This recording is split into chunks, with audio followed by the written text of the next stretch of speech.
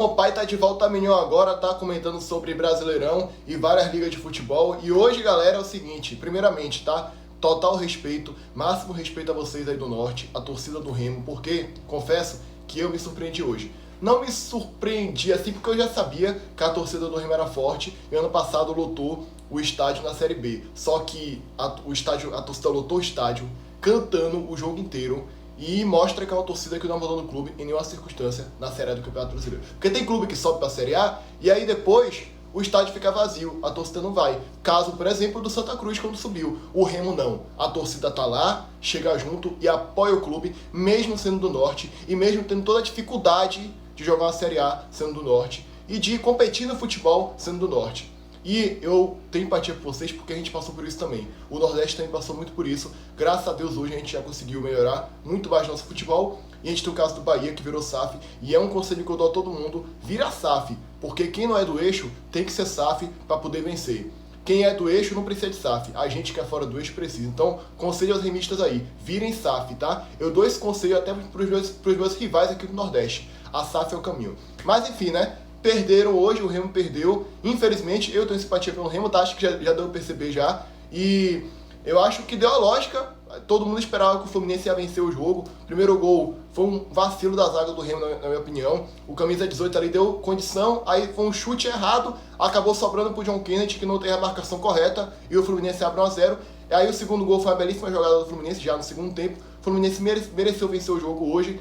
E é um time do Remo que tá com um novo treinador, demitiu o Osório, que eu falei na época que, cara, ele é tipo um treinador que tá com a carreira já caindo aos pedaços, modo de falar, tá? Já tá decaindo na carreira. E a diferença é que ele é gringo, é que ele habla. Eu não achava que ia dar muito certo não, mas pro nível do Remo, vai que ele encaixa na carreira e que ele se reinventa. Não foi isso que aconteceu, acabou sendo demitido e hoje o Léo Condé estreou na equipe do Remo. Muito cedo para falar do trabalho do Condé, cedíssimo, não dá ainda para fazer uma análise, não dá para falar que tá ruim, que tá mal, que tá ruim, que tá bom, quero dizer, nada do tipo. Hoje o Remo não apresentou grande melhora, hoje o Remo não apresentou um grande futebol, mas o Condé tá muito no início e eu acho que pode dar certo porque é um treinador que sabe fazer muito com pouco e sabe recuperar times que tem um elenco limitado, que briga para não cair, e sabe colocar times ali no meio de tabela ou salvar do rebaixamento. Salvar, só ficar em 16º, eu acho que o torcedor do Remo aí já assinaria isso para ontem. Salvou meu rival aqui, infelizmente, né, salvou Vitória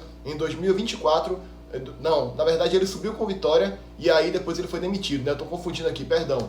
Mas é um treinador que sabe salvar time do rebaixamento. Ano passado teve aquela infelicidade com o Ceará, né? Que ele foi rebaixado, mas ficou com o campeonato inteiro ali, no meio de tabela. E acabou que na reta final perdeu o gás e foi rebaixado. Mas enfim, pode dar certo, pode encaixar, porque é um treinador que geralmente sabe fazer muito com pouco. Hoje não foi o melhor futebol porque está muito no início de trabalho, não dá para avaliar. Parabéns ao Fluminense pelo triunfo, que agora chega no G4, ultrapassou o Bahia e agora é o terceiro colocado do Brasileirão. Jogou muito bem, mereceu vencer o jogo de hoje e está aí. É um time que deve brigar do G4 ali para cima do Campeonato Brasileiro facilmente. Bora analisar essa tabela aqui agora, né, que eu ainda não analisei, faz tempo que eu não analiso. O Bahia tá 15 dias sem jogar o Campeonato Brasileiro, então meio que me desliguei um pouquinho. Teve a eliminação por Ricks também, que meu coração ficou despedaçado, né, mas enfim, estou de volta agora. E ó, tá tendo jogo em andamento, São Paulo tá ganhando de 1-0, tá indo a 13 pontos, o líder do campeonato, depois vem o Palmeiras. O Bahia tropeçou e deve sair do G4, porque Flamengo ainda joga, Atlético Paranaense ainda joga, e o Bahia deve sair do G4, né, infelizmente. Foi ultrapassado agora pelo Fluminense, que já chega a 10 pontos do campeonato. Aí vem Flamengo em quinto lugar, aí vem Curitiba, Atlético Paranaense, Corinthians, Bragantino, Grêmio, Mirassol, Chapecoense, Atlético, Santos,